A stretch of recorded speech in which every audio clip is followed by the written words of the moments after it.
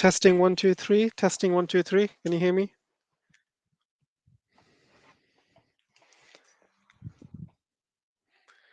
Testing, testing. Hello. Yes, finally. Thank you, guys. Yes. Woohoo! Got it, finally. Sorry about that, guys. By the way, if you guys want to join me on my Twitter, you can join me on my Twitter Spaces. If you want to like listen and ask questions, you can do that. Yeah, thanks guys for hanging on. Thought I'd do a quick introduction. But yeah, if you guys want to join my quick Twitter, you're welcome to. I've sent the link, and you're welcome to join and ask, questions. I can hear your voice as well. Be good to hear your voices. So yeah, come online and let's have a chat. Yeah, thanks for joining, guys. Appreciate it. So let's have a look.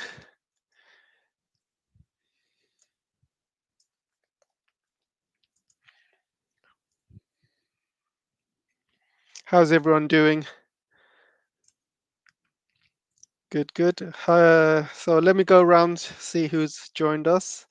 First of all, hello CA, hello Frankie Boy, hello Mavi, hello Just Maverick, Taiwan, hello as usual. Marianne, on a given Sunday. Full Code, Alabak, and Ray KF. Marianne, I already said. And yeah, welcome guys, welcome. Good to see you. Good to hear from you. Well, when I say good to hear from you, I can't hear any of you, but hopefully I will today. Robert Craig, hello, welcome. Thanks for joining. Ray K, yeah, so lots happening around the world. Yeah, I can hear you. Can you hear me? Excellent, excellent.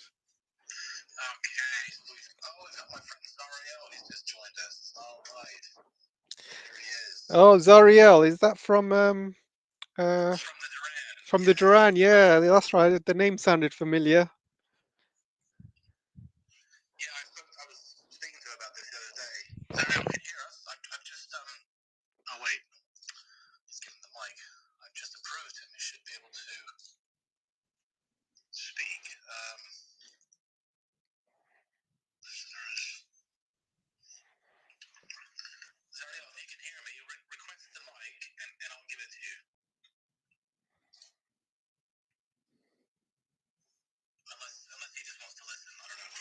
Yeah, I think he just wants to listen. That's what he does at the Duran. It's a silent killer.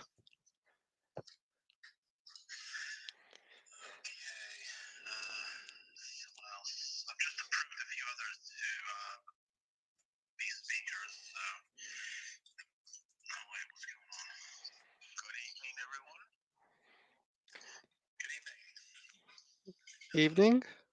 Hello, Zariel.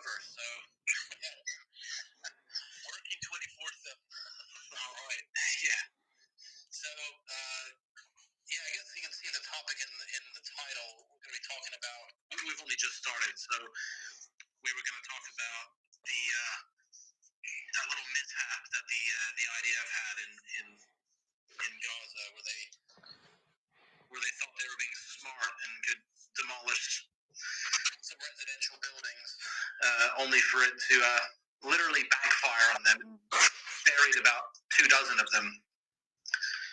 Yeah.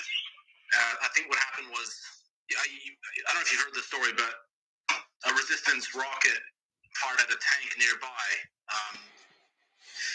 blew up, and then it caught it set off all the explosives that were rigged to demolish the building before it was supposed to go off, and it killed at least 24 and times 2 wounded. So yeah, it was a little bit of a own goal on the IDF side.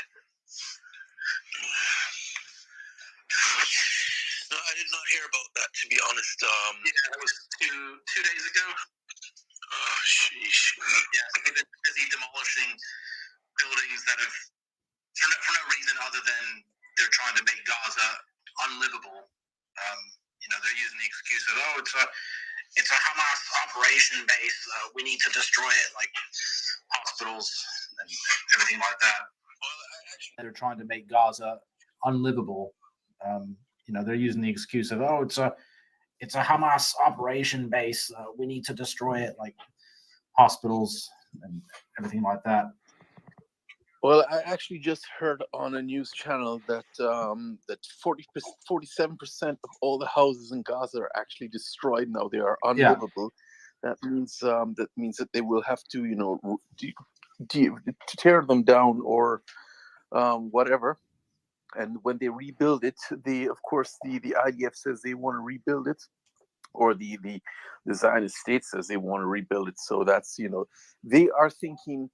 They're pretty much on the same train of thought that the Ukrainian thinks that they're on, that when this is all over and done with it, when all this is said and done, that they're just going to move back in and get, but I think Russia has something to say about that, and I think Gaza has something to say about that, and we're waiting for the ICJ tomorrow. I think they're going to say, give the Israelis the red flag and say, you got to ceasefire now.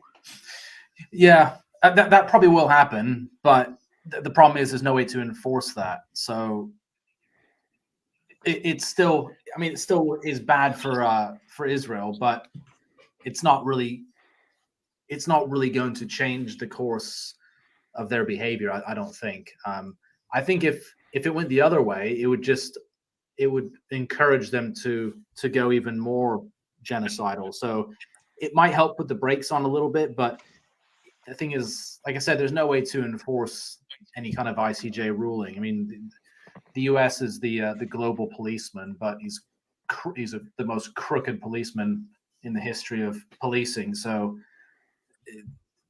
the U.S. is unequivocally and uncompromisingly on the side of the Zionist occupation. They will destroy themselves before they give up support for Israel. So it's the U.S. will literally go down. That's the hill the U.S. will die on, is supporting Israel. I mean, they will never not support Israel. Like, it's just not going to happen. We can only hope for the best. I mean, I'm just gonna listen to you guys, to be honest, listening on this and see what you have to say, because I have not been following it very closely this week, I have to say, and I'm really sad about that. But work has just been killing me, and I'm just trying to pick up what I can tomorrow. Hey, Zariel, welcome.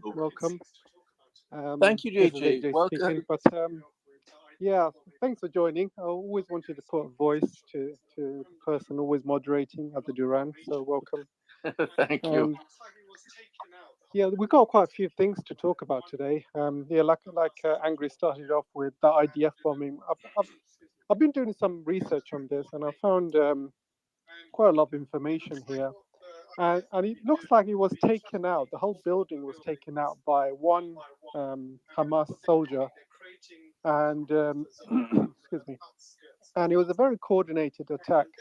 And look, it looks like what the IDF have been doing. They've been flattening all of the buildings one by one. And what they're doing, they're creating some sort of buffer zone on the outskirts of Gaza. And this buffer zone is around 1 or 2 kilometers wide, and which is a big number, because if you think about it, the Gaza Strip, the smallest width is about 6 kilometers, so they're taking up about a third of the space. So what they're doing, they're taking out all these buildings one by one. They don't want to do it by airstrikes, mainly because of the huge condemnation that they are getting from the West. So they're scaling down the airstrikes, but what they're doing, they're still taking out these buildings one by one. So some of the top high-profile ones they've taken out is the university a couple of days ago, and this was brought up in obviously the.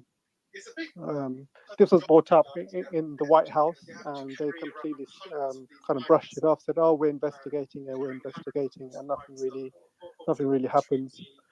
But in this occasion, what they're doing, it's a big kind of job IDF do. They have to carry around hundreds of these mines, and carrying hundreds of these mines are obviously extremely dangerous. And the further they go into Gaza, the more dangerous it is. They have to transport it, and then they have to start laying it out all across the buildings. So this single Hamas member apparently waited for all of these mines to be set first. And as you know, when you set off one mine, they all set off together as a coordinated attack. They like a domino effect.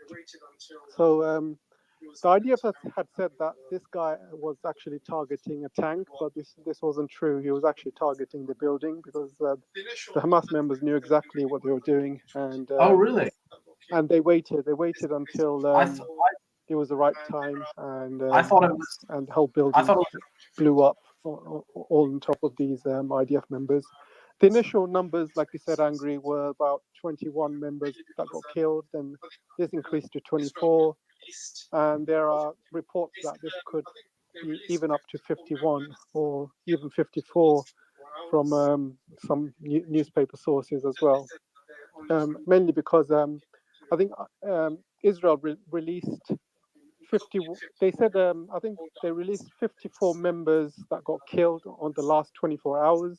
This was public information, but then they said that there only 21 members got killed during the bombing. So I mean, it could be 54 members all died in the same place, or it could be the other guys died in different places. We're not too sure yet.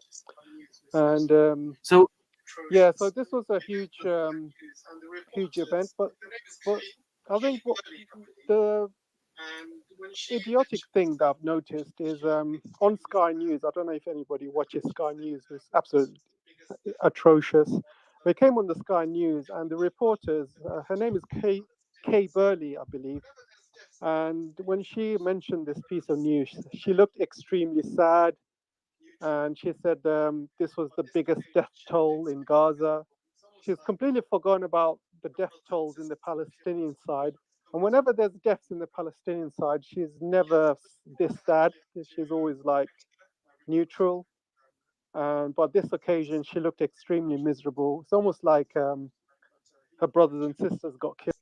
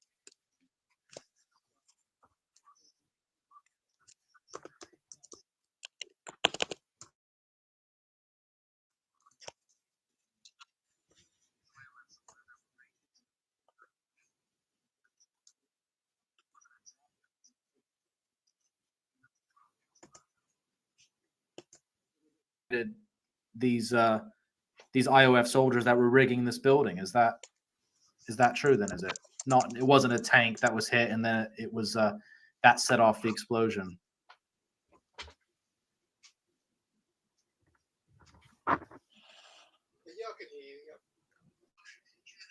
Hello, can anyone hear me? AJ, can you hear me? Is my mic working? No, I Oh, hear okay. you fine. I haven't dug into the story yet. That's why I'm not Oh, fully okay, following okay. it. Yeah, I can hear you. Okay. Yeah. Yeah, no, I mean, it did, because to be honest, it did sound a little bit far-fetched. I mean, it sounded like, I mean, of course these things can happen, but it would make more sense that what you just said, in that they clearly were being watched by Hamas, who saw an opportunity to blow them up, and obviously they did. So I saw two conflicting stories in my feed, in my X feed. But I haven't had a chance to physically read the from any official sources. But I see two conflicting one. One said that the bomb they accidentally blew themselves up, and another one said they were ambushed by Qassam brigades. So Yeah, I think the ambush makes more sense, because that's what the ambush would make more sense because they blew a lot of shit up and they never. I don't think they're gonna blow themselves up, but they probably won't want to admit. Yeah, I think initially they probably tried to downplay it as like a lucky hit, just to try and discredit Hamas and make it sound that it wasn't planned and it was just a bit of an accident. But obviously the truth is, I mean, an ambush would make much more sense, because that's what they've been doing this whole time. So yeah, that's it's not good for their PR campaign. I mean, they're losing terribly on that side. I mean, like AJ was saying about the I mean, they might have the mainstream media on their side, but the problem is no one believes the mainstream media anymore, and for good reason. They're just completely, the people that work there are just completely indoctrinated.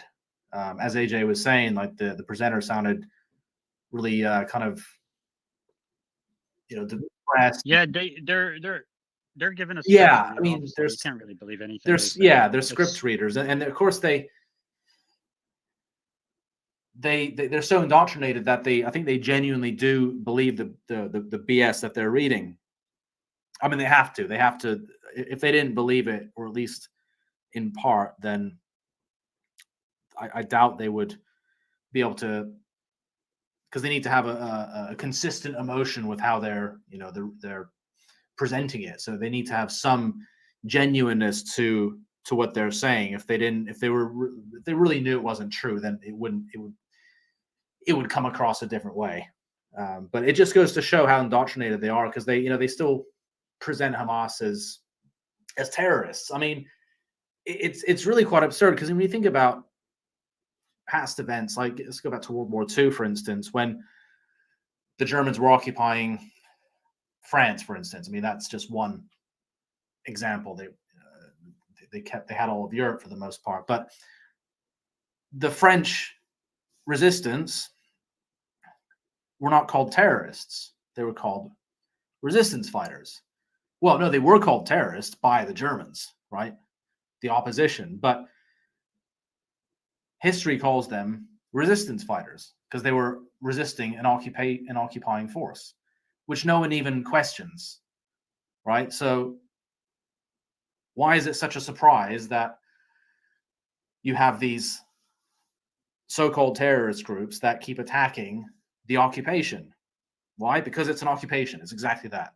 They're an occupying force, and not only that, but they are an abusive occupying force. If they were at least somewhat neutral or kind of benevolent, there probably wouldn't even be a Hamas. There might be a little bit of resistance, but there wouldn't be any. And if they treated the Palestinians as normal human beings, then there might not even be any issue. They might have been able to achieve some kind of peaceful coexistence if they at least treated the Palestinians as humans instead of constantly abusing them.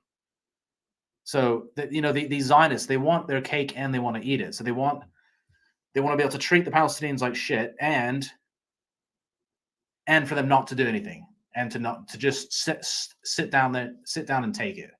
It's just I don't know what planet they're on, but they just cannot seem to understand that when you abuse people in various ways, there are repercussions to that. You know, so yeah, I don't know. It's just so unbelievable to see how they get. So it's you know, it's like you put your finger in the electrical socket and then you get zapped, and then you get all outraged and start blaming the electric company for, you know, your injuries. It's just absurd. It doesn't. I don't know what's wrong with these people. But you know what? The people who, because their stories and propaganda is so absurd, so unbelievable, so outrageous, like so way over the top. Like they say things like they cut women's breast off and they just rolled it down the street or something. Like, I don't know. They just say these absurd things. So it what they're really doing is isolating people, at least the genuine people, from believing them. And then you have all these people who are just have dark hearts. They're going to not necessarily believe them, but they're just going to be their supporters no matter what. And you know, that's around the world. They have supporters, Zionist supporters here in America, and in Europe, and you know, you're gonna have Zionist supporters all over around the world. But those are the people we don't want on our side anyway, because those people have dark hearts. Because how can you not see that this is all propaganda, and how can you not see the truth? So this is like day and night. It's clear. There's like zero doubt about anything. Especially at this point, at least in the beginning. Okay, I understand that some people question it. A lot of people were on the fence in the beginning, but at this point, after we debunked so much of their lies, it's like there's no excuse anymore. Yeah, unless you genuinely have a dark heart. Yeah, I was thinking about that recently. I was thinking, because I mean, I myself, I used to be quite neutral, and I've only really known the truth about the occupation probably in the last 3 years. Before 3 years ago, I was ignorant, and if you go far back enough, I was actually on the other side. I was actually supporting, the Zionist occupation. But you can kind of, for ignorance, it's kind of forgivable. You get these people that have been brought up thinking, being told that Israel's our greatest ally and all this nonsense. It's mostly in the boomer generation. But yeah, if people don't know, they don't know. You can't really judge someone or be too hard on people who simply don't know. It's you might be able to change them, but yeah, it's not really their fault. The people who we can judge are the ones that do know better, yet still support this abomination, and especially the Christian Zionists, because they support it religiously, and it's really twisted how they support it. So those people, I think that the people who still support this are religious fanatics. Or genuine racists. They just don't like brown people, and they're I mean, right. If you want, you keep hearing about white supremacy. There's your white supremacy. White European Jews in the Levant LARPing as natives of that land, and then treating the brown people like shit. So yeah, they're the ones with, I mean, their hearts are black as fuck. They're just completely, I think, beyond redemption, a lot of these ones. But right, but we can't blame ignorance anymore. I mean, in the beginning, yeah. As a matter of fact, I ran a poll, I think it was a month ago. I don't remember when, but the poll was basically asking the question, how many people knew the truth about Israel before October 7th versus after? And there was a lot of people who actually that were on the fence for so long, or even supported Israel before October 7th. But they jumped the fence and, came on they became pro-Palestine supporters, because everything they did really exposed them. So a lot of people, and I think the first day people were feeling sympathy, and I witnessed so many really large accounts with like 100,000 plus people, that in the beginning they were totally pro-Israel. You can tell in their bias, in their tone. And they're, the IDF that got killed on October 7th, they were saying, oh, rest in peace, blah, blah, blah. And then when the lies slowly started getting exposed, they just couldn't do it. A lot of people did. And I'll give you one big account that actually was very sympathetic to Israel. Lord Bebo, you know that account? Oh, yeah. Yeah. He, in the beginning, in the first few days, he was very sympathetic. Really? But he was one of the few. Yeah. Wow, because I see his posts now. I've been following him for a while. Right. And so here's the thing. here's the thing. He's not the only one, because I had followed him way before the October 7th. So I had notifications on for him. So here's the thing. He's not the only large account that actually they like, he literally has like anti-hypocrisy in his bio, right? So he had to tell the truth. But there's a lot of people who are so-called right-wing conservatives that are anti-Ukraine war, anti all that. Like, they've been preaching anti-war for the last 2 years, and then like when the whole thing with Israel came, they just totally supported Israel, and yeah, let's send them weapons, let's send them money, F those terrorists, blah blah blah, and just like spewing all the propaganda to Israel. So a lot of people were there. They were like genuine hypocrites. Like, this whole character they portray of themselves being conservative, right wing, anti-war, and all that stuff is just a show. They just, like deep down inside, when it comes down to it, they think, I think what happened is they think they're choosing the winning side. They think Israel is the winning side. But a lot of accounts who were genuine, a lot of people who were truly genuine, and I'm not talking about just like nobody accounts with like 12 followers. I mean like big accounts. They literally switched sides. But in the beginning, they were very sympathetic towards Israel, and then with the whole lie with the Shifa hospital, and even before that, like they just started, like when things kept getting debunked, they're like, holy shit, like these fucking Zionist scumbags are just, they're actual like literal terrorists. These are the real terrorists. Yeah, I've noticed the same thing with Ukraine. When I was covering Ukraine, nearly everybody was supporting Ukraine at the time, and there were some big YouTube channels and also big Twitter channels were saying, in their own words, Russia's invading Ukraine for no apparent no apparent reason. Apparently, Yeah. Oh, unprovoked.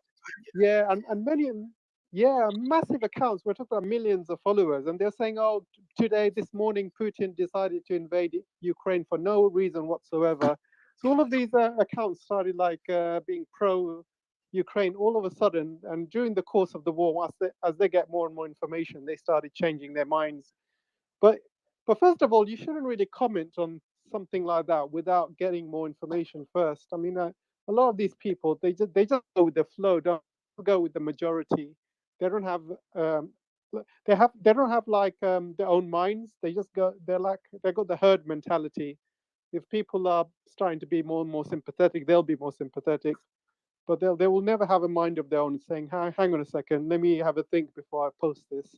But I've seen the same thing with Ukraine. I've seen the same thing even with all the culture wars as well, with all the pronouns and everything that was going on when people were getting cancelled when they were not putting pronouns in the bios. And it's just people are easily influenced. Yeah. If I could just jump in here, two things I'd like to comment on. First of all, one of them is what Khaled said a while ago. We're all seeing, all these Zionists and the people are supporting them, but I think that especially in the United States. Now, I just came back last year visiting some family in the United States, and I saw. I mean, I had to go to a Zionist church twice, which really made me puke. But in any case, a lot of people just don't understand what it's all about. They've been brainwashed to the extent that they honestly do not know what it really means, what they're following. And the other point that I wanted to also point out is that people are actually changing their opinions because for the first time, I mean, apart from the Ukrainian war, the first time people are actually seeing the live devastation, destruction, and mass murder of children. I mean, let's not forget that 50% of all of the Palestinians in Gaza are children, and the rest are women and men. So we're talking about over 10,000 children wiped out within the first couple of weeks. And people are seeing this, and you cannot deny that. And when it comes to kids, I mean, Americans are totally, they go bonkers.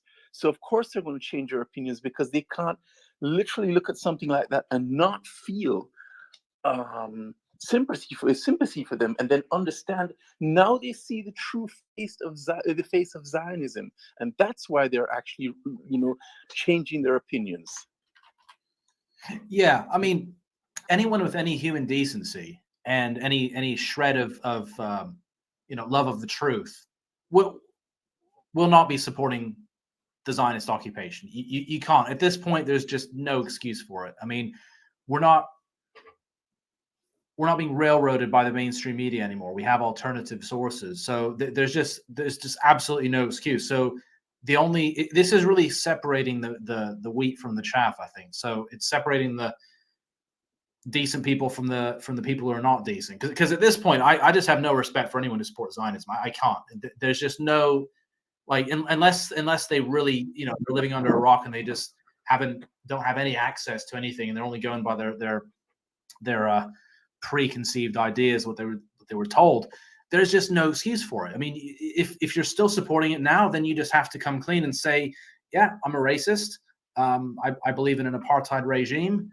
I believe that one race of people is superior to the other, and that's who I am, and that's it. You just have to. You can't just say, oh, I support it, but I still believe in equal rights. I still believe. No, you can't. It's a contradiction. So at this point, that's where we are. So it's really, like I said, it's really separating, you know, decent people from reprehensible people. And that's, I know that sounds judgmental, but there's no other way to put it. And that's how I see it. And there, like I said, there's just absolutely no excuse. You can't support a regime that murders tens of thousands of people in a matter of months, and then just puts their hands up and blames someone else. It's absurd. It's just outright evil is what it is. And I think it's hard. I think for some people, I think it's hard for them to understand, and they still,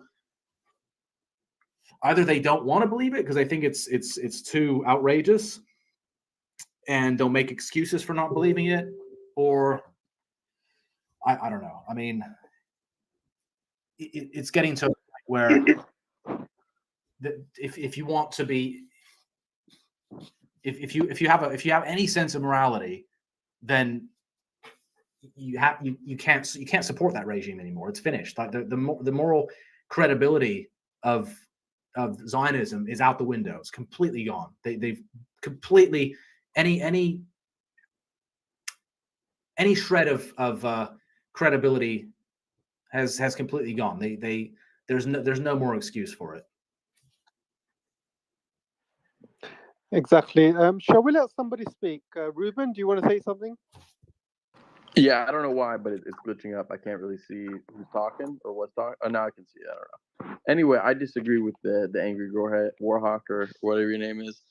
Respectfully, I disagree with what you said in the last 2 minutes. I've been here for about 2 minutes, so I disagree. I think that your interpretation of the situation is incorrect and ill-informed. And I mean, I do support Israel's right to exist. Okay. Why don't you Do you want present to back that up with some something? factual, like factual arguments? Don't just come here and say I disagree. That's all you really said. Well, I mean, he said Zionism. From my interpretation, obviously it's a word, but it's Israel's right to exist. To come to your house and take your house. Like my personal house that I own right now? No. Right. Well, there you go. That's the answer. So Israel does not have. Okay. Okay. So do you want to give us some facts and arguments why you disagree with Andrew, with the angry Warhawk? Yeah, he said that there's no way that people can, say, "Oh, I support Zionism or Israel's right to exist," whatever you want to call it, and not be like think you're a superior race or a superior people or support apartheid and all that stuff. I'm not Israeli. I'm American, and I support Israel's right to exist. And I don't.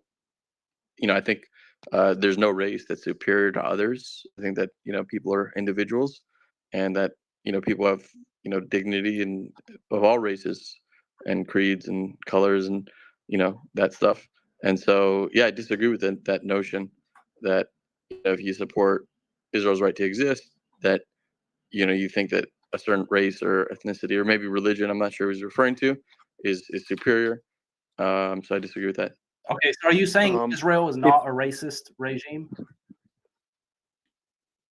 Yeah, from my understanding, I know that there's like I think there's like a few laws on the books. Like I think Jewish people have the right to return to Israel or enter Israel, whatever you want to call it, return or enter, because Based on the whose people. law?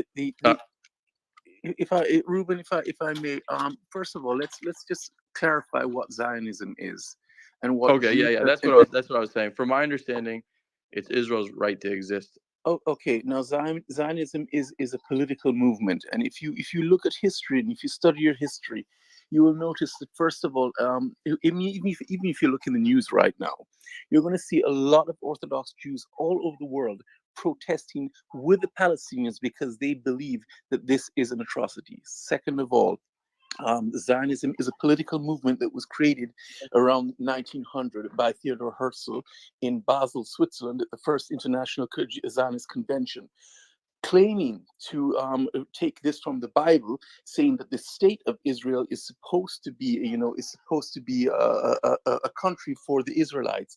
Now, if you know your history and if you know your Bible, which is even more important, you'll understand that Israel is not a state. Israel is the people, the chosen people of God, which are 12, some say 13 tribes. And this is what Israel is. And if you follow, and if you are a Christian, you'll also have to, study your Bible, and you'll notice that even the goyim, as we're called, the Gentiles, that we were brought into Christianity and into this people, into the people of Israel, not the state. The state can never be Israel. It is the people, the chosen people. Okay, so you do your diligent history, and I think this is what people. And I'm not berating you. Believe me, I'm trying to speak pure honesty and honestly truth to you, because this is what I find, that when I visit the United States, that people just do not understand the difference between the state of Israel and the people, and there is a hell of a difference. And I wouldn't want to be caught up in when all of this settles, when all the dust settles. Well, can And I ask you a clarification? When you mean sure, the people of Israel, do you mean Israeli citizens, or what do you mean by the people of Israel? Do the you mean Jewish people, or what do you mean by that? okay, Jewish people are from the tribe of Judah. That's one tribe of Israel. Okay, so that already is a misconception by so many people in the world. You have 11 other tribes, and that is a clarification that we need to say, that we need to have right there already. And they have been, I mean, they used to live in the tribes, the 12 tribes used to live in Egypt, and then they wandered through the desert for 40 years, and then they came to the land of Palestine. Now, Palestine, everyone else says there's no such thing as a state of Palestine. I will admit that that is correct. Palestine is a region, just like the Rocky Mountains is a region, or the Appalachians, or the central United States. It's a region, it's not a country. However, there were Israelis who lived in Palestine and had a Palestinian passport before the state of Israel was even created. So it's you have to be really, really careful on how you interpret, determine, and explain the different terminologies, which is the biggest misconception of the But 20th when I century. was referring Wait, to wait, wait. Israel, I'm just gonna add something, and then I'm gonna let Dr. Qusay speak. But I was gonna say, even throughout time, for thousands of years, they've been called the children of Israel, the children of Israel, and it was never referring to a state. Doctor, go ahead. Yes, I just want to add a few things. Like, first of all, Herzl was like atheist. So, like, for me, I don't understand how you could be like atheist and Jew at the same time, because it's a religion, not an ethnicity. And you could tell by like looking at them, like you could find like Ethiopian, Ashkenazi, and by simple DNA test, you could find that they are not related. And when atheists wanted to do a country for them, he didn't choose Palestine at all. Palestine was like plan B. He chose Argentina. He chose, I think, some countries in Africa like Uganda. And there is like a state in so-called Russia. It's called like a Jewish Autonomous Oblast. But people, Jews, didn't accept to go over there. So he chose Palestine because like the Jews will accept to go there if he cover it by like a religion cover. So Israel is it's like just to and yeah, and you want to say at the same time Israel is like the concept of Israel is like anti-Jewish or Jewish hating. Like they just wanted to kick Jews out of Europe once for all, and by that they created Israel for them. That's first thing. And the second thing about the Jewish tribe, around 80-90% of them, whatever you say, they are not related to children of Israel. They are not related to Judea. Like most of the Ashkenazi, like they became Jews at the 8th century. They are they are not related to the children of Judea, like around 80% of them, especially the Ashkenazi who Correct. created the country. They are not at all related to children of Israel. They are not related to Judea. And the last thing, in the last 4,000 years, Jews like ruled, let's say, kingdom of Israel by you call it King Solomon. We call him Prophet Solomon. King of Israel like ruled around 70 years. So what's give you the right? Like your state was like just 70 years in all those 4,000 years. So what's give you the right to come again? Because like some of you Christians, why you don't come to Bethlehem where Jesus born and like create a country there? Like I like Japanese, like Muslims from Indonesia can came to Mecca and create their country because they convert their religion. So like some Ashkenazi in Europe converted to Jewish and some Ethiopian. I respect all religion, but I don't understand the concept. Okay, thank you, Doctor. I just want to mention last thing, like around 60% of them are secular, don't believe in God, secular atheist. Okay, thank you. I'll let And Ruben answer because there's a lot of points you've made. So we thank want you. to try and keep it simple. So Ruben, do you want to answer? Then we'll Yeah, take some more questions. I'm not an expert on the history like 1,000 years ago or anything. And so I'd have to look into it. But and I understand what you're saying about maybe they're not related or maybe they converted or whatnot. And I understood the people that I looked into it while you're talking about the different tribes. People say that that there are two tribes and the Jewish people are still two of the tribes and other tribes went extinct. And some people say, I mean, there's different interpretations of the 12 tribes. And I think it's very hard to go back 1,000, 2,000, whatever, 3,000 years. I don't even know how old they are. Different tribes. Looks like there's 12 of them. And you said 13. Some people say 13. I don't know. I was just reading about it. But I don't think, personally it's super important to me, personally in forming my opinion because people are not who their ancestors are. I'm American. I'm not my ancestors are I think from like Europe, but I don't know any European languages or I don't even know where I'm from exactly. If you go back, I just know that I'm American, born and raised here. And so people are not who their ancestors are. But I did see about the secular that a lot of the people there are secular, and that I looked even like what percent of Jews believe in God, and it's only like 55%. You know, I'm sure if you when you pull other religions, it's even higher. When I saw it's like 80% of Christians believe in God. So I understand that I guess it's the ethno religion, like an ethnic, ethnicity / religion, like a combination of the two.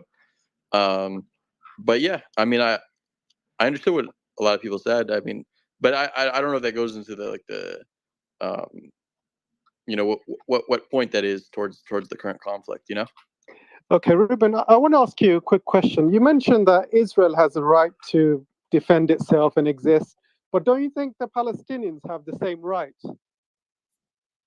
Yeah, I think that that the Palestinians should have, the people that identify as Palestinians they should have the right to exist also. Then why are they being destroyed? Why are they being genocided? Why are they? Why Well, are so I every mean, single building taken out? yeah, I Can mean, you explain I that? disagree with the term genocide, but to go on with the why are they being attacked is because if So you why do you rewind, disagree with the term genocide? Because there's clear. I mean, Gaza is being leveled right now as we speak. Every single building is being just to clarify, when did the every single genocide building is start? taken apart piece by What piece. And so Yeah, I where are know, they but going to live? If they can't just to live in clarify, when Gaza, did the where are they Okay, going to genocide? live? it's the genocide has been ongoing. It's been ramped up in the last 3 months, but it's been ongoing for years, right? So when did the genocide start? That's what I was asking the AJ guy. 1947 started, and now become I would more. say 1948 when the borders were first. If you look at the borders in 1948 to compare to what Palestine is now, Israel has taken huge space, huge amounts of land. They've killed thousands of people. These people have no rights whatsoever. Now they have As completely been genocided. I mean, Israel keeps talking about genocide them, so they said, "Oh, these people have no right to exist." They want to push them out to the Sinai Desert. They want to push them out to other countries. This is what you call genocide. can I correct just one thing for you? Israel actually have no borders. Israel refuse to define to UN their borders. They don't have official borders. That's correct. Yeah, and Yeah, that's And correct. I just want to explain something about Israel. Sorry, I will just jump to another point. I'm that's sorry. right. Israel have no official borders. Why Israel have no official borders? Because it's like a colonizers that want to expand. Israel want to make a great Israel, and all their rabbis admitting that they want to take over Iraq, Syria, Lebanon, until to Nile River. They want to take, I think, 1/3 of North Saudi Arabia. So is it still like their right to exist and make the great Israel? Actually the two blue bars on the Israeli flag represent from the Nile to the Euphrates. It's called the Greater Israel Project. Was created by Robert Kagan, who happens to be the husband of Victoria Nuland, and this is the Zionism that I'm talking about. This is a political How do you spell idea. that guy's name? It is Robert Kagan, Kagan, the husband of Victoria Nuland, and he is actually the creator of the Greater Israel Project. Now, this is as far as I But remember, he this was is from born in. Reagan's time. Maybe I looked up the wrong guy, but he was born in 58, right? So he would have been 7. He would like the state of Israel, right? No, 1948. he's saying Yes, Greater Israel. He's not saying 1948 founding. Greater. No, No, but he's no, saying that yeah, the blue stripes on the flag yeah. represent that. This is what it represents. From the But Nile to the Euphrates. but the thing is, he was born after the flag was. Oh yeah, definitely no. But I'm just saying that So he the flag actually. couldn't have been created. Do you get you get my logic? Do you understand what I'm saying? Yeah, no, I understand It's that. in their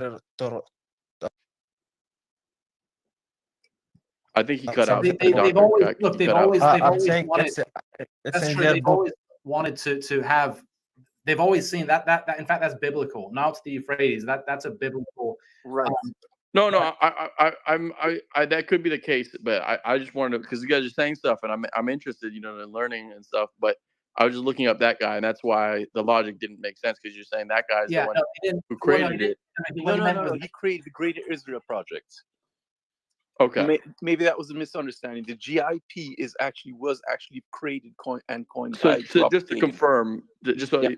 I'll let you continue, but it was before him that the blue stripes on the top and bottom. Oh yes, that's okay. biblical. Okay, but he like it kept pushing that narrative forward. Okay. Yes, All right, I got it. I The just wanted to flag, make sure. I the shared the flag, video on the not the flag, nest. but the star.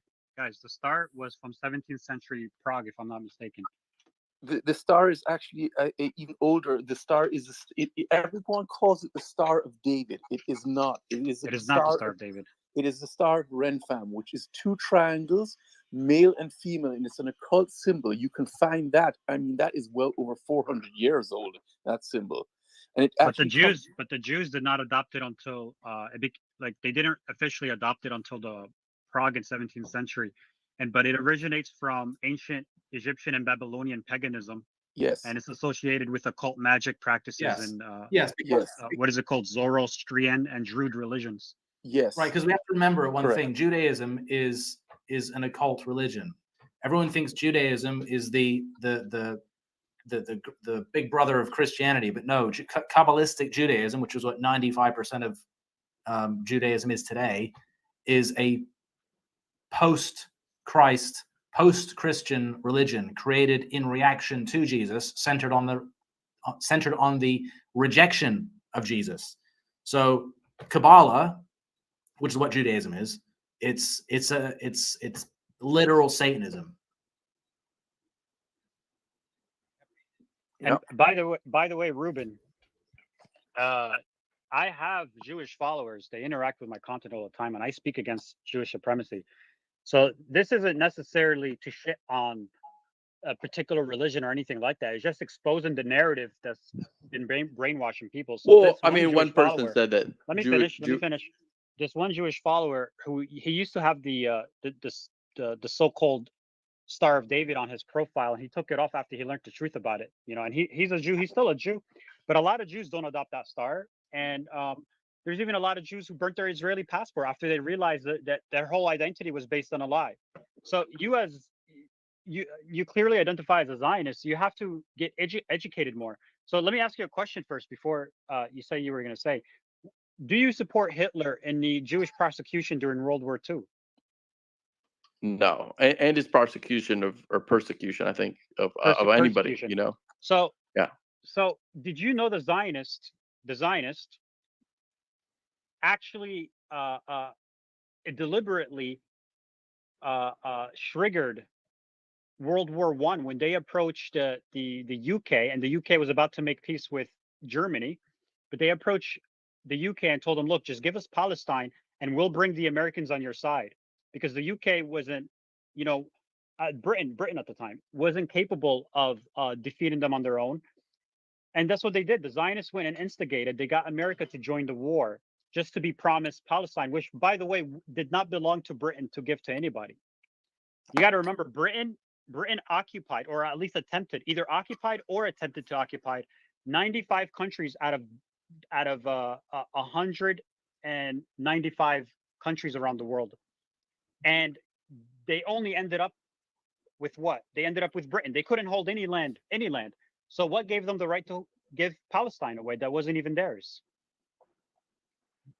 Can I add just a few things? Well, yeah. Go ahead. Then I'll respond after. Yeah. After. Yeah, when Jews came after as refugees, okay?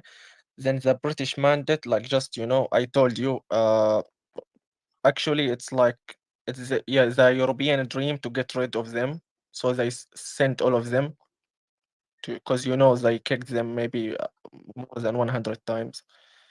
And yeah, so they came, and most of them got trained because they got involved in World War II, and the British mandate gave them a lot of guns and weapons, and they start to created gangs. So the modern day IDF is originally like gangs. You could read about Ergon, Haganah, and there's a third one, like the Stern Gang.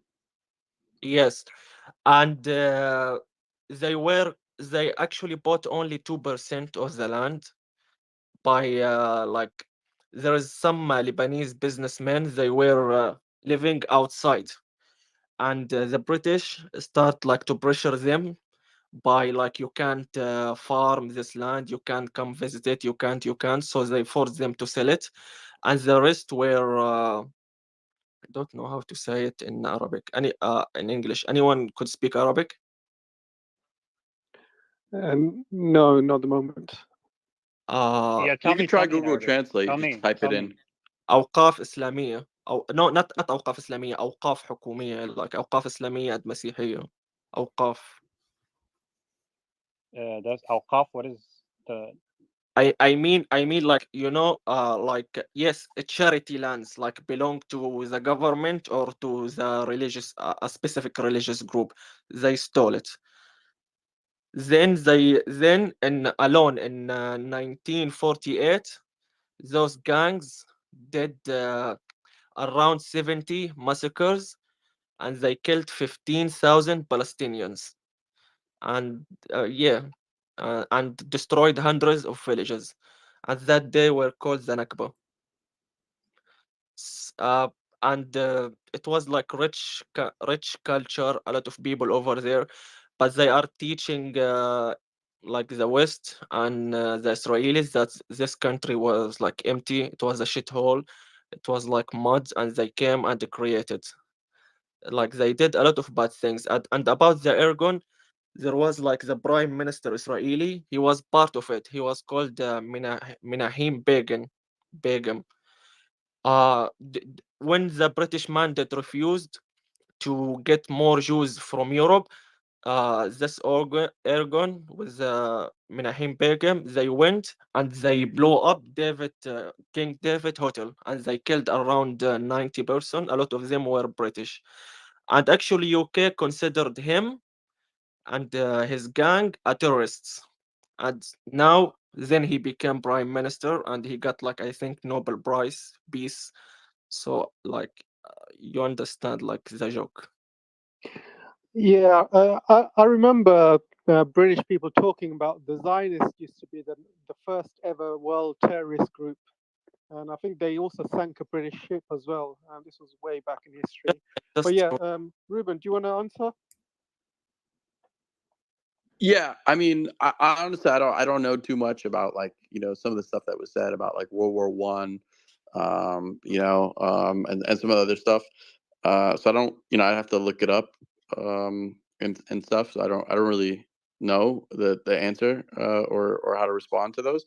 I'm reading about it as you guys are talking about it, but I don't know. But I do know that people are not who like their ancestors are. So even like you know Germany. I know somebody asked me about Hitler. Do I approve the persecution? It's like no, but I also don't believe that the German people are like the same as they were in the 1940s or whatever.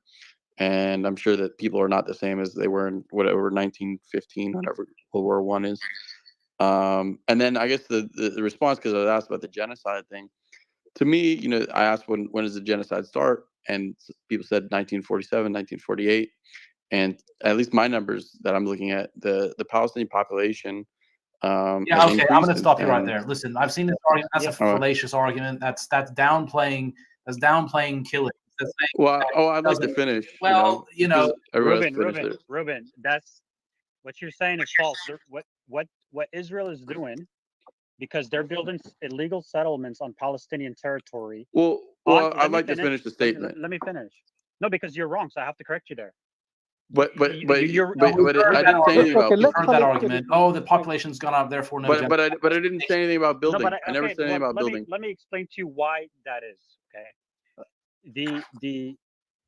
the areas of the kibbutz and the settlements is all on top of Palestinian territory. Every time Palestinians are expelled, where are they pushing them to? They're pushing them to Gaza or into tinier communities into the West Bank. So when they say the Gaza population increased, that's because they're driving people out where they're building settlements and shoving them back into Gaza. Do you understand? Yeah, I understand what you're saying, but I didn't finish my statement. Yeah, it seems to be a very every time I'm into a space, I always find the Zionists always come up with that excuse. They're saying, "Oh, the Gaza population's increasing." They seem to be using the same old excuse over and over again. I mean, that is not an answer for genocide. No, but At the end of the I day, didn't say that. how many kids, how many people in Gaza have IDF killed so far? And people are still having we don't babies know. at the end of the day. And, we don't know. and they're still going to be pushing people from the West Bank into Gaza and still say, "Oh, their population is increased." So it doesn't really matter. We killed probably thousands of people. I'm assuming. But the thing I was saying is that since 1947, the population of the Palestinians, not just in Gaza, but the West Bank, it's increased about 5.5 times, like 550%. And then you look at like other genocides, which I would consider genocides, like the Armenian genocide. their population decreased around 80%, right? And so, you know, before and after the genocide, you know, 20% of the people were left, All right, I've right? got to stop you there. But Genocide is not just about killing people; it's also driving people away from the land. If you look at the when I say 1948 borders, I mean this is the borders UN. It's in the UN Charter. But if you look at the borders of 1947 compared to 1967, there's huge amounts of space that Israel has taken in the West Bank and also along the Gaza as well. It's basically driving so, people away from so their land. for People have been moved example, to I'll Jordan, give you an people have been example. moved to other Lebanon as well, and driving people away from the land is also a form of genocide. It's I not just wouldn't about killing consider people. that. So like in the United States, where I'm from, the Japanese, right, during World War II, the Japanese American citizens were forcefully and also immorally taken from their houses and put in internment camps, and they weren't killed, and the conditions weren't like you know, they weren't dying from starvation or stuff, but it was not, you know, it's wrong to take people, innocent people, obviously, away from their home and put them in internment camps. But we don't consider that a genocide, right? Okay, if I may just interrupt it for a second here, we're talking about two different things now. We're talking about the concentration camps in the United States, which is what you're referring to. This is pretty much the same thing the German Nazis did to not only the Jews but to any person or populace that was in contradiction to their philosophy. I just to, you know, clarify, the people that went into, like, for example, Auschwitz, 1.3 million people were there, and 1.1 million died, were killed there. You know, the internment camps, people weren't dying. The majority of the population didn't die. Correct. The overwhelming majority. But I would like to, before I forget this point, I'd like you to really do some research on something called the Havara agreement, or the transfer agreement, and that actually proves without the shadow of a doubt that Hitler and the Nazi regime actually had a contract with the Zionists of Europe, trying to create a land for them before the whole Second World War thing broke out. Now you can look that up on Wikipedia, you can look it up on in Britannica, you can look it up anywhere, and you will see that this was actually well before the Holocaust started.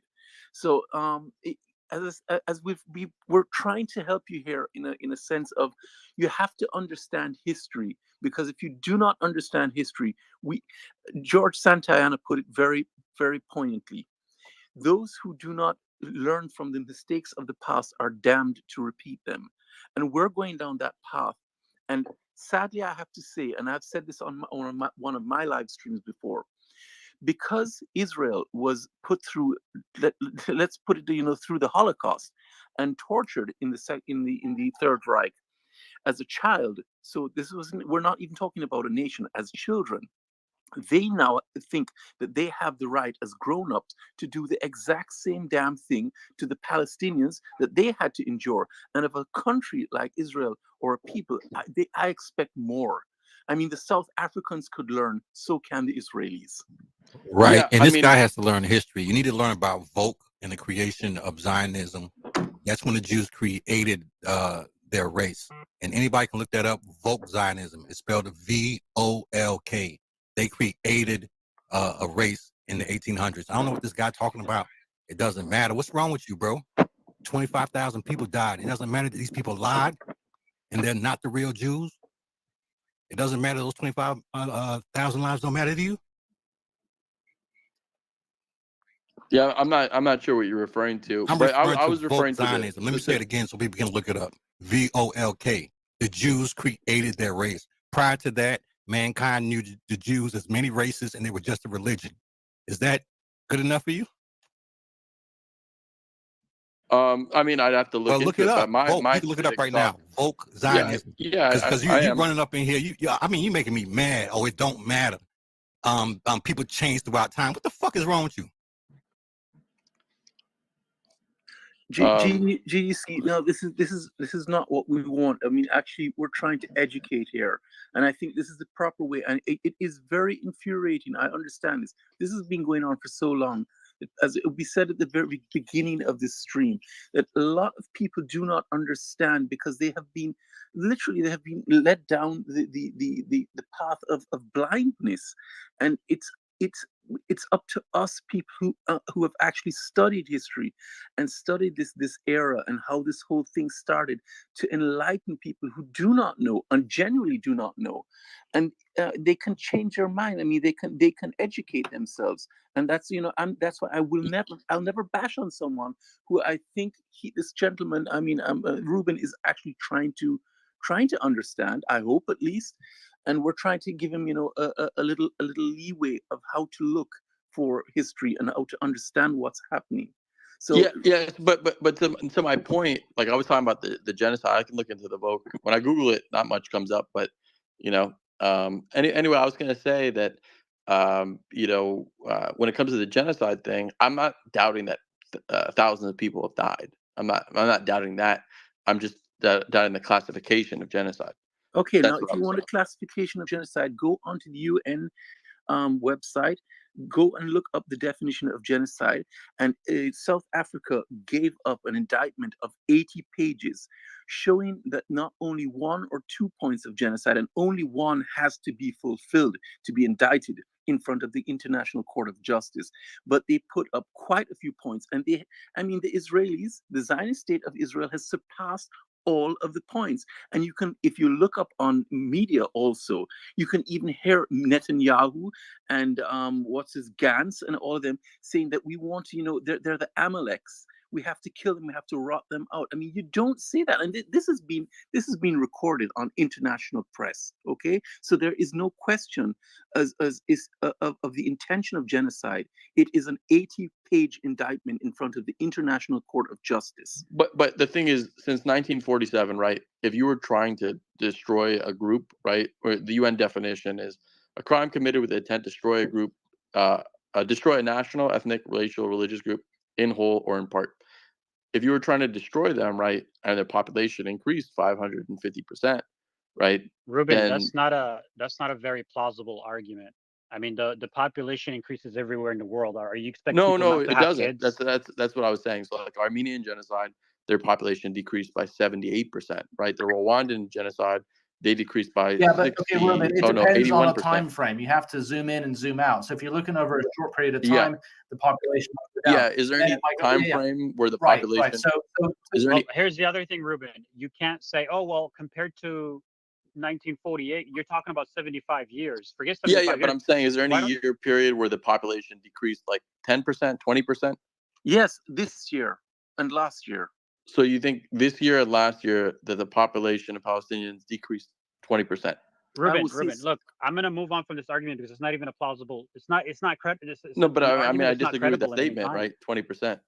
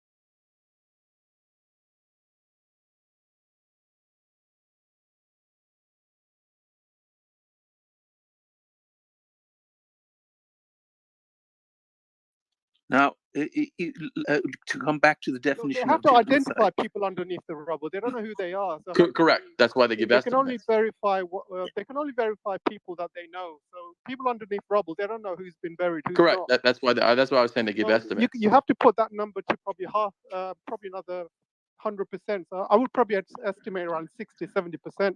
I mean, 70,000 maybe. Well, no. I was saying that the health ministry, in those numbers, the 30,000 are with people. They're estimates. That's only just the people with under the rubble too. They're the people that they can name and they can have funerals for. But there's at least 30,000, 40,000 underneath rubble. There's probably thousands of people dying But per okay, day well, because of I don't know hunger where or you're getting like that health from, but yeah. issues. Look, I mean, look, this is really a silly argument because it's just downplaying tens of thousands of people who have died and saying, oh, it's only 1%. Oh, maybe it's this. It doesn't matter on the percentage. The point is, well, no, it's not downplaying them. It's downplaying the term genocide. The term genocide is even. Let me just give you one example. Cutting off food or water or energy is considered a crime, a war crime, and is part of genocide by the Genocide Act of 1947, which was, by the way, created. This term genocide was actually created by a Jew. Can I So let let me ask you the October 7th attack. Would you consider that a genocide then? No, absolutely not. That was why not? That was an attempt. That was an operation to take hostages to use as leverage to free. That's called a military raid, and it was actually a very successful one. And I'm not talking in terms of the civilians that died because Israel killed. Yeah, so Israel committed genocide against their own people. If you want to say that as a genocide, yeah.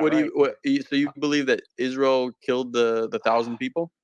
Ruben, this information is already out there according to Israel themselves. Yes. The narrative about the 40 beheaded babies and the mass rape. Right now there's you have people who are spreading this Hasbara propaganda about they're still pushing this false narrative, and then you got officials who actually debunked it themselves and said no, that never happened. But then they the only thing is they won't what admit official that is saying that 1,000 people didn't get killed and that it was the Israelis that killed them? They admit that the witnesses. Yeah, but which official, so I can look it up? Israel. I mean, the Israeli No, I government. understand Israel, but when I go to Israel's Twitter account, they say 1,200 people. No, go to the Israeli government's website itself and see. So for example, I want to search it up right now. How do I get there? Ruben, according to the military themselves, they release footages. The IDF.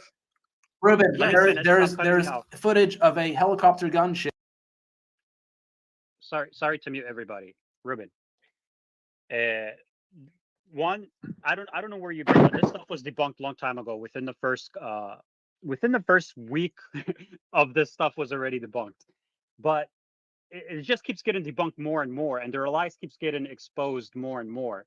So one, you have the footage that was released of the tanks shooting in the kibbutz. Okay, Hamas did not have the military arsenal to cause that much damage, and then they had footage of all the vehicles that were completely charred, and the vehicles were bent from the top in such a way that it would have had to be shot physically, based on the law of physics. It would have had to be shot from the top, from like an Apache helicopter.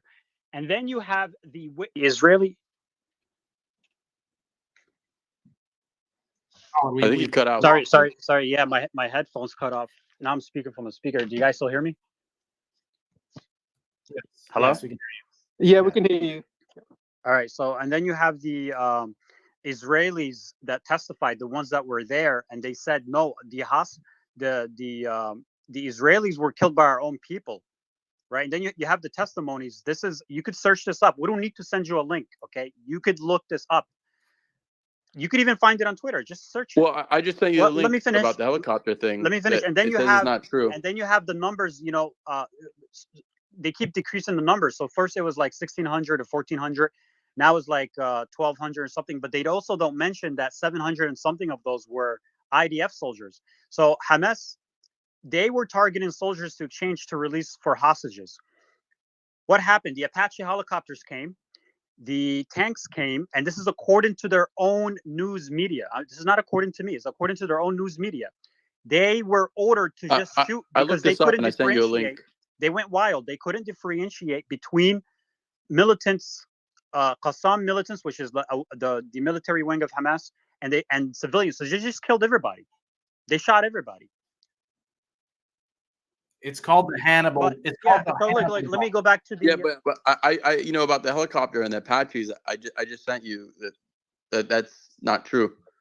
I just sent it to you. Okay. I shared the video where the tanks shooting. I mean, Haaretz even had a report on their newspaper saying that most of the civilians killed in October 7th was by helicopter and tanks as Can well. you send me that article? Ruben, I once said again, what you sent I me, sent a Ruben, was video. somebody's tweet. I'll try and find it. Ruben, what you sent me was somebody's tweet that some news analyst is analyzing. We're not taking information from this random tweet that I don't even know who wrote that, but I'm telling you, based on Israeli media, you could look it up. You could go to the Haaretz, go to the Times of Israel, and look this up yourself. So I'm on Haaretz, and they actually have is HAARETZ or whatever it's called. Yeah, they said it's a lie, and they have that. I can send you a link.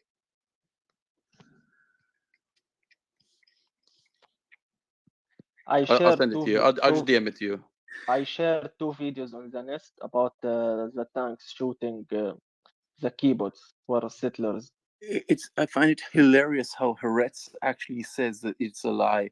However, the Israeli Defense Force actually admitted to shooting at their own people with the AH-64. Yeah, no, I'm just trying to find the resources. Like I looked up the other guy you mentioned. I looked up the Volk. I looked up a lot of things. I just can't find any of the links that you guys are talking about. For They don't want any hostages, so they will. I mean, it's quite simple. them. Look at the images of the cars. There's something like 100 cars that were absolutely blown to bits, melted. You can't do that with an AK-47 or an RPG. Only Hellfire missiles from a helicopter or a tank round can do that. I mean, that alone proves that wasn't Hamas do not have heavy weapons that can do that. I just want to add about the increasing number of Palestinians. I just want to note that, like, as Arabs like to have more children. Like you could see in the West, they will have 1 or 2 kids, but with Arabs, you will see like a lot of them will have like 10. So because of that, you are seeing increasing. Like for me, I have maybe 10 uncles and aunts, like 5. That's what I'm saying. Like they have big families. So, but that not means there is no genocide going on. Like in Gaza, 60% of the population below 14 years old. Okay, shall we move the conversation to? I just added some information for Ruben. I also text him. I also message him the link. But this stuff is all over Twitter. It didn't even take me 2 seconds to find that. It took me 2 seconds to find this on Twitter. This information has been coming. Yeah, I mean, this ground's been covered. This has all been debunked. Yeah, it's already 100% debunked, Ruben. There's nothing you could possibly say that will over. Yeah, this has been debunked with 100%. To be honest, facts. Ruben, I've seen you in these spaces before, making the same points, raising the same questions over and over again. So I'm questioning your sincerity. I don't think you are genuine.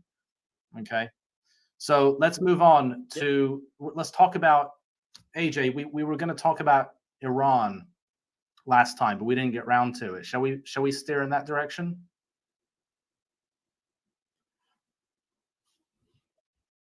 Can I just ask one more point? Yeah, go ahead. Yeah, just my point, about Israel and Palestine. Let's put like Palestine aside. Like maybe a lot of people don't know about that, but Israel affecting the whole Middle East.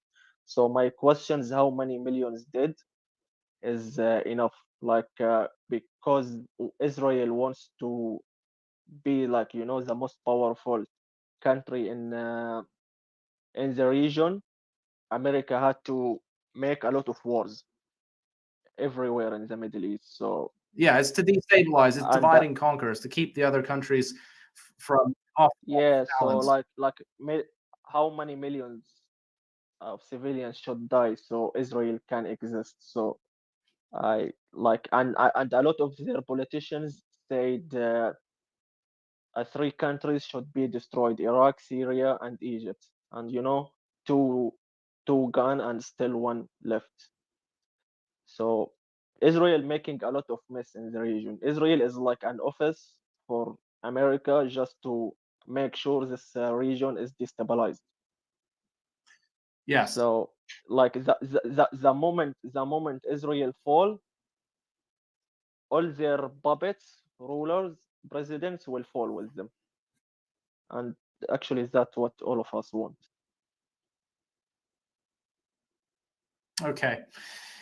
So, AJ, are you there? Yeah, I'm here. Sorry. Do you hear Yeah, me? fine. Yeah. It's just it said you were muted. So yeah, if we shall we move on to Iran and perhaps Yemen? Oh right. Oh yes. Sorry about that, guys. I was talking and I was on mute. AJ, just real quick for Ruben, if he wants to bookmark some of the stuff I posted in the nest, it didn't even take me 2 minutes to find it. I mean, you could find this stuff on Twitter really easily with a simple search. Well, I'm messaging you, and you can see the DMs that I'm sending you. That those are debunked. I'm debunking each one, but I haven't got to all of them yet. All right, guys. So Angry, before we go into Iran, I want you to kind of to have two more subjects about Gaza. Number one, there's been a huge weapons delivery this morning from the Pentagon, around 10 billion worth, and it looks like there's a whole lot of advanced weapons in there, including F-35 fighter jets, helicopters. Basically, this is an invasion force and a bombing force. And from what I can gather, they are pulling troops out of Gaza. And I believe they might be looking at attacking Lebanon and Hezbollah. So it just makes sense why they would buy so many F-35s and stuff like that. And also, I wanted to talk about the British Defence Minister, who's actually said that he's going to start conscripting British civilians to fight for the British military. But let's talk about that later on. But yeah, just one. Yeah, I think you're right. I think Lebanon is in the crosshairs. I think that's where they're turning their attention to next, because it's right on their doorstep. They've done a lot of damage. I think they'll to Gaza, that is. So I think where they haven't really achieved anything except destruction and obviously many deaths, they need some kind of way out. They need an off ramp, and I think Hezbollah is their off ramp. So I think they're going to make an attempt to push into southern Lebanon, but it's really, I mean, if you look at the last time they went into Lebanon, that was 18 years ago, and things didn't go very well for them. So and Hezbollah are even stronger today than they were back then. So it's the problem is, as the Duran say, that these people have no reverse gear, so they can't just put their weapons away and call it quits, because first start they have such pride, and their enemy they see as inferior. So they need some kind of win. They need some kind of military victory before they can think about putting their guns away. And I think they're so desperate at this point that they will literally do anything. And what Napoleon says, he says, don't interrupt your enemy when he's making a mistake. So I think Hezbollah they're waiting. They're absolutely waiting for this. They haven't flinched in the sense that they haven't retaliated needlessly to the strikes we saw in Beirut and Syria, killing some of their members. So they've been remarkably restrained, which doesn't go well for Tel Aviv, because Tel Aviv was really hoping that they would fire the first shot or make the first move, should I say. I mean, they've been exchanging blows since October, and both sides they've been throwing jabs at each other, but neither has really gone in for the kill yet. So I think the IOF and Tel Aviv, they're at a point now where they have to, because Hezbollah is not making the move. Hezbollah is waiting for them, and which is very very smart on their part. And they're ready. I mean, they have a tunnel network that goes. I heard Scott Ritter saying that Hezbollah will pop up inside Israel, inside the occupation territories. If these tunnels go all the way. I mean, who knows how far into Israel they actually go? But they've got tunnel networks of their own. They have a conventional army of their own. They're actually considered a conventional military fighting force. Now, I don't think they have an air force, but they have a conventional ground force with armored vehicles, They have anti-shipping missiles. I mean, they took out a Zionist ship in 2006. So, no, Hezbollah are as powerful as some European armies. They're extremely capable, and I think that's the fight that the Zionists are afraid of. But they're so desperate that they're going to go in. I think they're going to make a move and actually cross into Lebanon. So that's what they're preparing for, and that's what, as they were saying, all these weapons are being flown in preparation for that. I think the Zionists are going for broke. They have no. They're thinking, well, we have to do something. We can't just. It's all or nothing, and it's the end of the road for them. Israel. Khalid, do you want to mention anything? Then we'll go to Zarael, because I know he's from the Duran, and Duran mentioned some escalation in the Middle East. And then we'll go to you, Ruben. So Khalid, do you want to say anything?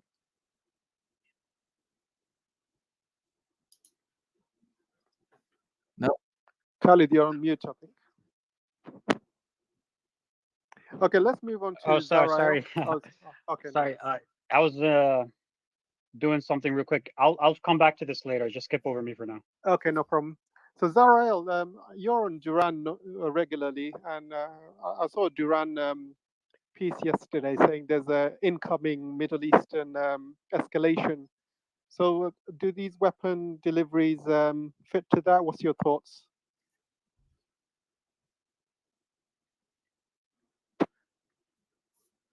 Zariel, you're on mute. Zara, are you there? You're on mute, by the way. So I guess I'll go because I got to go in about 2 minutes. So what I'm gonna say might be just inflammatory, but I personally don't think that the U.S. should really get involved too much with Israel and Hezbollah or Israel and Hamas. But when it comes to Iran, they're shouting like death to America. I'm American, and they are. It seems like they're trying to get nuclear weapons, and the IEA, whatever, the International Atomic Energy Agency, has said that they already have enough nuclear material to build small nuclear bombs, small to medium, they say. And I think that hopefully it's not necessarily a war, but I think that the regime should be changed over there, or that somebody, whether it's like Europe, the U.S., Israel, it doesn't really matter who. I'm not advocating for any particular person or group, that they should take them out, because you can't have people that want to kill you have nuclear weapons. If it wasn't nuclear weapons, because nuclear weapons kill millions in 1 second, billions in 1 second. And so I think it's very imperative for yeah, right. We get it. So I want you to say, when you say the word, what is Iran out, you mean the genocide bomb? Take every Iranian out. Is that what you're saying? No. I wasn't saying every Iranian. Just the regime, or so hopefully. How are you going to take the regime out if you don't have a war with Iran? How are you going to take the regime out? Well, I mean, for example, don't forget this has been tried and tested. When they took out Saddam, remember how many Iraqis died? When they took out the Taliban, how many? I think the initial Afghans attack died? within the first 2 weeks, I think it was like 8,000 or so. But why? Millions of Why Iraqis don't they died. change What are you on about? Why we're talking about 20-year war here. 20-year war. Oh yeah, no, in the 20-year war, but when they toppled, when the regime changed, in the first 2 weeks when the regime changed, $6 trillion and 20 years. So how just long have do you a question. think that a war? Yeah, but no, I'm not saying to stay there for 20 years. I disagree with that for sure. But yeah, in the first 2 weeks, you want the US to just bomb Iran and just disappear. Okay, can I? So I was saying, when Saddam's regime changed and they were eliminated, I think it was within 2 weeks, and I think it was 8,000 people died. Obviously, probably some of those were civilians. The situation in Iraq never ended. Until now, the region is destabilized, and that was deliberately done for Israel. It wasn't done for the U.S., and it wasn't done because Iraq was a threat or anything. The whole story about WMDs was propagated by Netanyahu himself. He spent a decade trying to force the U.S. hand. I'm talking about Iran. The IEA. Okay, I'm still talking. Okay, wait. Netanyahu spent a decade. Well, you got to reflect on the past to learn, so you're not making the same mistake. That's why I'm bringing up Iraq. Well, So Netanyahu spent a decade talking about how Iraq was a threat when Iraq, believe it or not, was actually getting rid of they it was a secular government that did not want any extremism. If you were extreme or they think you're a terrorist, they would put you in prison, they would torture you, they would even kill you. So Saddam had the whole region under control. But the reason why they destabilized it is because Iraq was a powerhouse in the region, and it was a threat to Israel, not because they had any WMDs, which, by the way, as we all witnessed, turned out to be a lie. So now, after they took care of the Iraq problem and got rid of Saddam, Netanyahu now is starting propagating, oh, now we got to get rid of Iran. And Iran, by the way, is not the Iraq of 2002. Now they have hypersonic missiles that can reach Israel, that can reach Pakistan. So no matter where the U.S. tries to place their bases to attack Iran, Iran can reach them. So it's a whole different ball game. Yeah, it's not going to be an what easy thing like what they did with Iraq, and Iran knows that, and they've been ready for it. Yeah, well, I mean, who knows what they have up, the military capabilities of both sides. Well, I can tell you what they have because I'm half Iranian. Well, I'm saying during the and Iraq I can War, tell you for that- example. I can tell you that they probably do have nuclear weapons hidden. Like the IAEA said, they're going up for 2 bombs. But don't forget, they have been in war situation now since 1980, since the war with Iraq.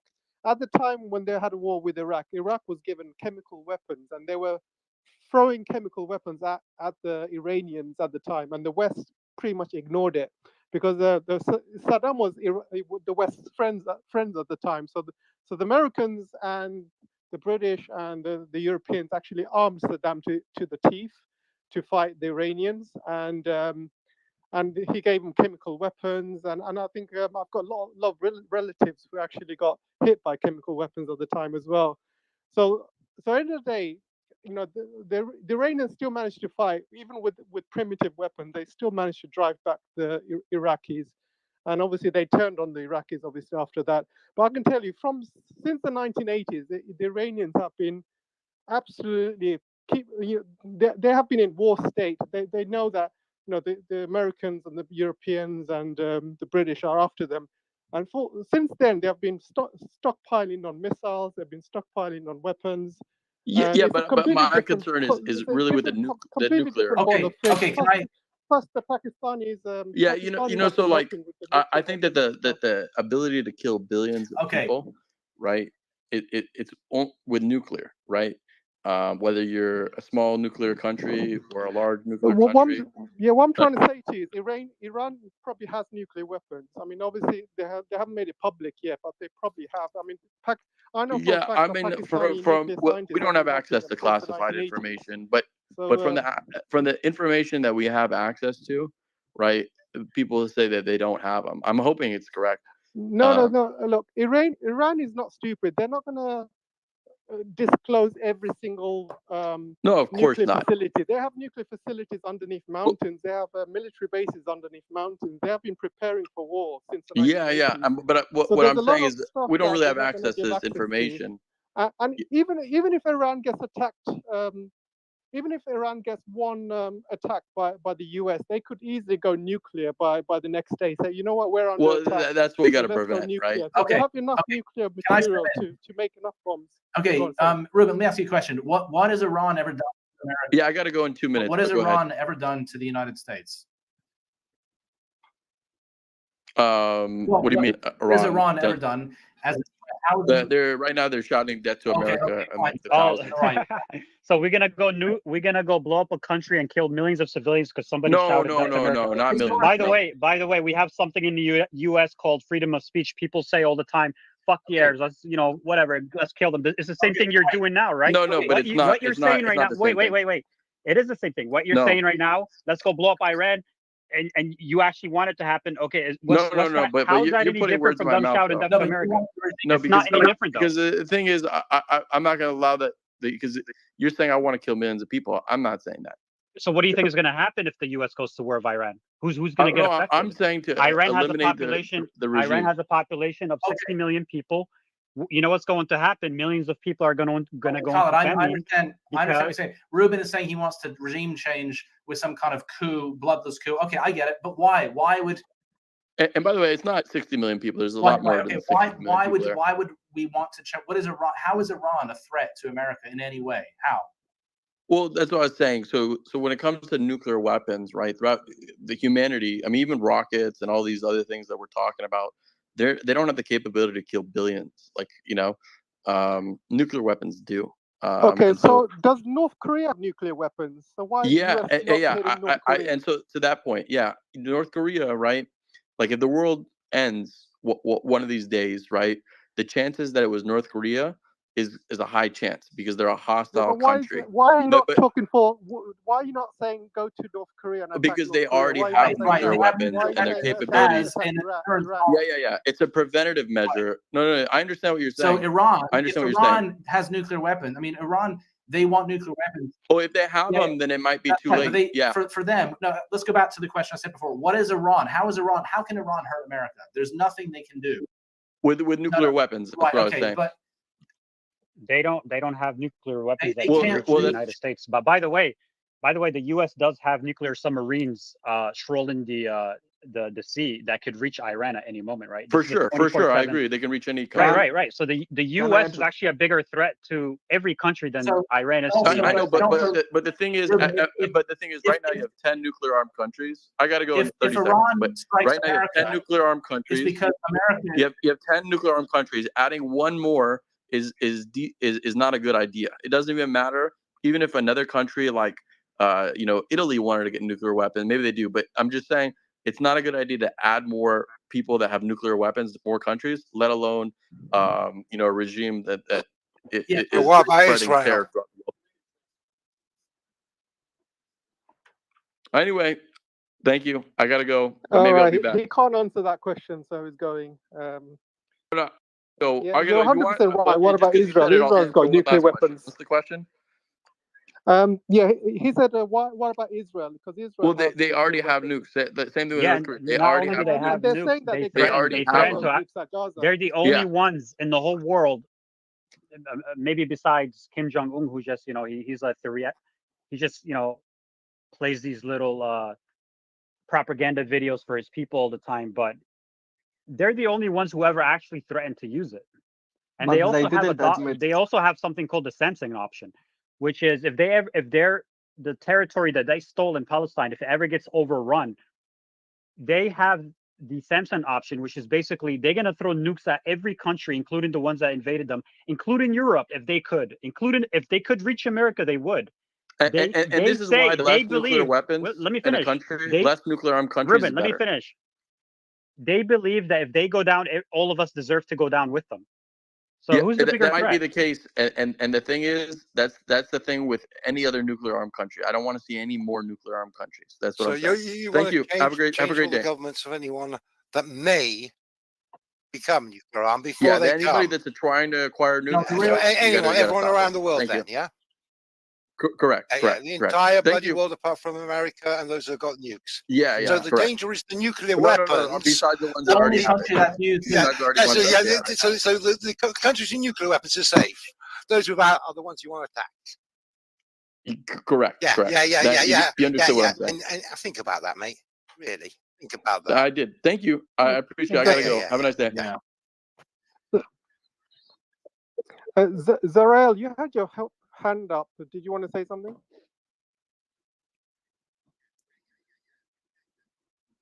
Yeah, I've seen this guy in spaces before. He's not genuine. He goes in and he makes the same points over and over again, and it's almost like he's almost like a robot. Like he says the exact same questions, tries to You know what I think he conversations. is? He's a Hazara agent. He's right. He's just one of those troll Yes, Hasbara because bots. people debunk him all the time and make these arguments. He always says, "Oh, I don't really know the history." Blah blah blah. He's been taught the same. We're telling him now.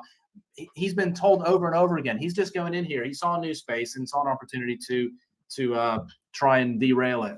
That's what he is. He's not sincere. What I noticed that all of them. Yeah, no, it's all right. I think we no, kind of you're 100% right, because when I message him, yeah, sorry, it's up AJ, to us go to ahead. kind of educate him, and also we have to put ourselves in a good light as well. We have to kind of our point. Well, stupid AJ, at the end of the day. if So you know when these spaces are recorded. So if anybody listens to them in the future, they'll see how idiotic it sounds. As long as we kind of stick to our guns and we kind of come across better than he does. Yeah, we just need to be careful not as to let him. That's why I tried to steer the discussion towards Iran, because we're just getting bogged down with semantics and numbers and like, oh well, it's not genocide. It's like it's stupid. It was really a pointless discussion. So I that's why I moved it on. So, but I mean, he's just a shill. He's a grifter for the deep state. I mean, he's like, oh, yeah, we should, regime change is good. It's like all the same talking points that the mainstream media makes, and it's just really stupid. Like all of them have the same scenario. Zoral, same did you want to playbook. say something? I saw you put your hand up earlier. Yeah, guys, actually, everything has been said and done. I mean, Angry Warhawk said it pretty well. The guy is a shill. He he was a typical troll, and I'd just like to say thank you very much, AJ, for inviting me, and Angry Warhawk for inviting me. It's getting pretty late over here, and I have to get really up early tomorrow morning. So thanks, you guys. If you can tell me where I can listen to the rest of this. If it's being recorded, I would love to listen into the rest, but it's hitting midnight now, so sure. I think Andy will send you the link. Yeah, I'll share it with you. All right, thank you. You guys have a great evening, a great night, and hope to talk to you soon again. Okay. All right, Zariel. Speak to you soon. Take care, folks. Bye. Can I say just some news for today? Go ahead. Yeah. Today shall we move to the next topic, or shall we finish off with Iran then? I'll let Dr. Jose. He was going to say something, and then we'll move on. Just like the most two major things happened today. That first of all, they refused the insulin bins to enter Gaza. Like, I don't know why. Okay, let's move on to the Cassius. Do you want to say anything? Because I know you've just joined us.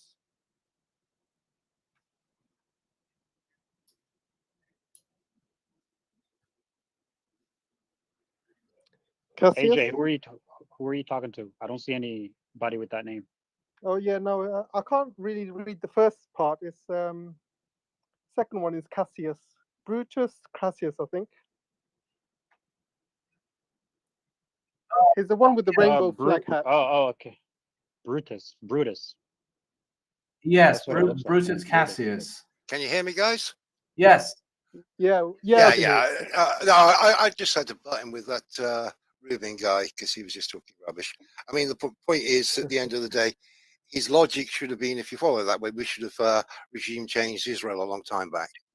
I just want to say hi. I hang around on the Duran, and I can be a bit rude to people there. Okay. Oh, did you get my? I think I shared this in the Duran in locals. Yeah, you probably know me as Puppet Master's Fool or Puppet Master's Fool. Yeah. Because he doesn't let me have the last L on there, but it's Puppet Master's Fool, aka Brutus Gas or John to my friends. Yeah, no, I think you used the same image as your profile on the Duran. Yeah. When I got onto YouTube years ago, I made that one. It came from anyway. Yeah, you carry on, guys. I don't want to interrupt. I agree with much of what you're saying. Just want to say hi. Carry on. Yeah, so we were talking about Iran and how, I mean, Iran has really found itself as the primary enemy of the Atlanticist power bloc in the Middle East ever since 1979, when they basically became independent, because prior to that, they were under U.S. hegemony, and they had a puppet regime under the Shah, but the Iranian people overthrew that regime, and the U.S. and Israel had it in for them ever since. They've never forgiven them. They threw Iraq at them. That didn't work. They sanctioned them. That didn't work. They've been trying everything. They've been probing them, trying to start a war with them, and I think they might be getting that war very soon, but it's going to end in absolute disaster, because Iran is many times stronger now than it ever was. They withstood almost a decade of Iraqi aggression, which was fully backed by the U.S., of course.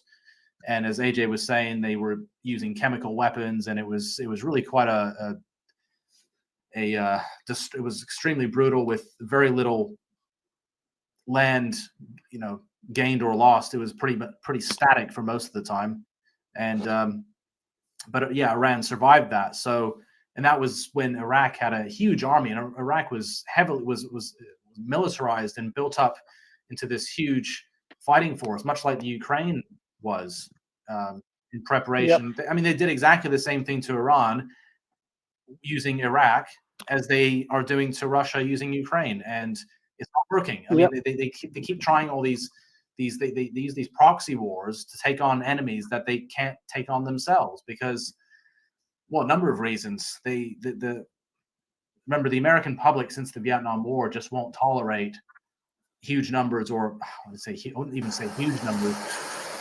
significant numbers of dead GIs coming back, because they just won't. The American public just doesn't have the stomach for it. They can't tolerate that. I mean, the last war where they really lost enormous numbers was World War II.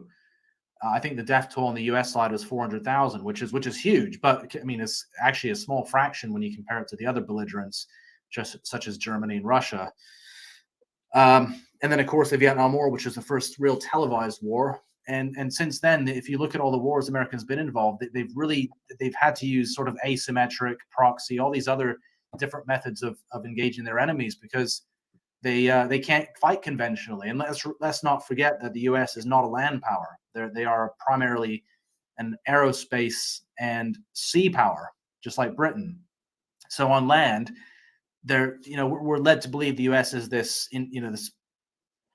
technologically advanced, superpower, which it is, but mostly at sea. At sea, yes, they're completely unparalleled. No navy in the world can go toe to toe with the U.S. Navy. That's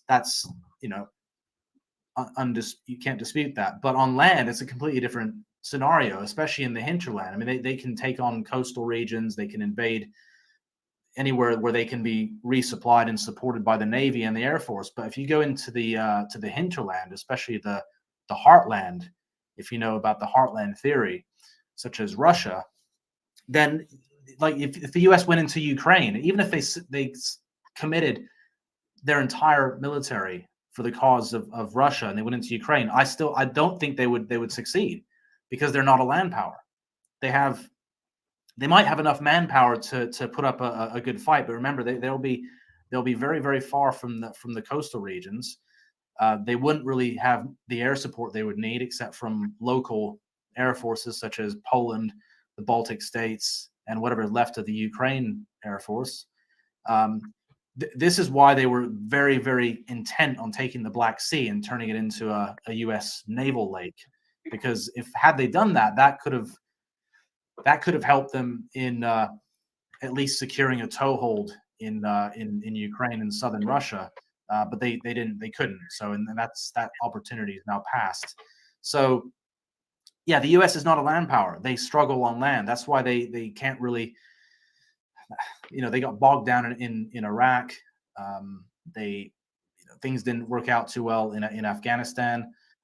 If they go into Yemen, it's going to be the same thing. So, yeah, they might be masters of the sea, but when it comes to winning wars, especially on the Eurasian landmass, which is ultimately what they're trying to conquer, which is hosts the most resources, and that's ultimately what they're after. They want to take control of all the world's resources. The Middle East, of course, is oil rich, and they've been able to more or less control parts of the Middle East, not all of it. Iran is not under the control. Syria is partly under the control.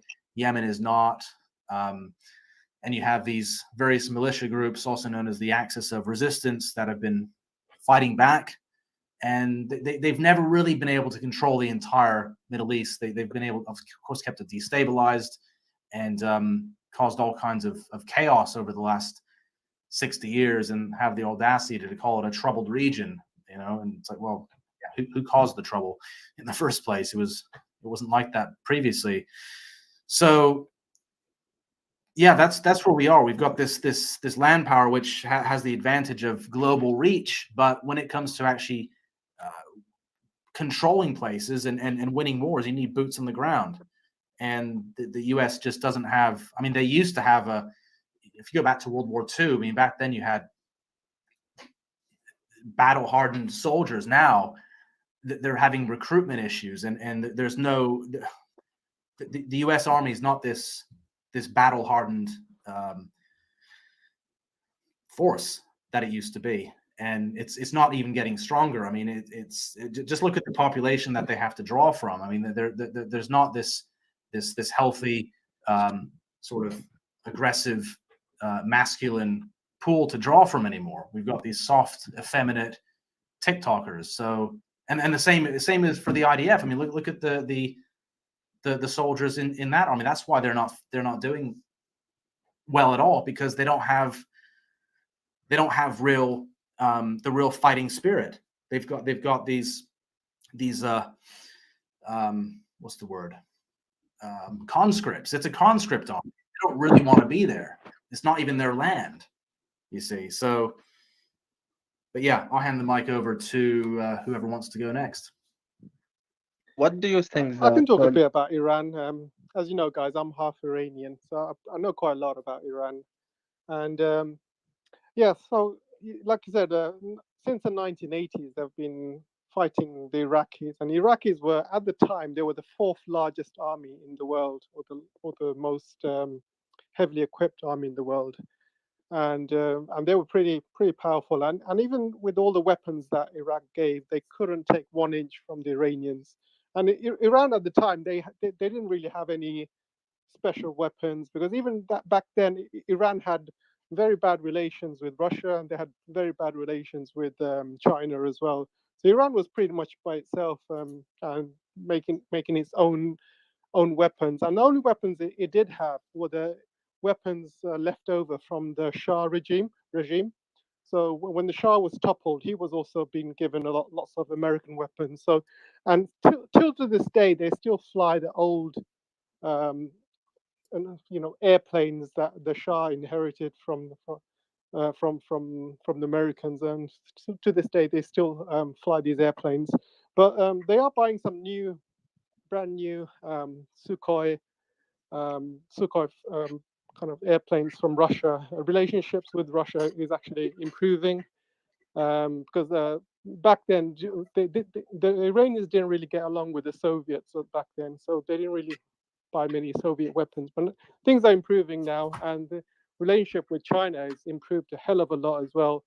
There's a 400 billion Chinese investment that's gone into Iran about 5 years ago, and what they're doing is they're building infrastructure for oil. So Chinese build all the infrastructure, and the biggest infrastructure projects they're building is an island called Keshem Island, and the Keshem Island is on the Strait of Hormuz, and there's a massive island in there which is undeveloped.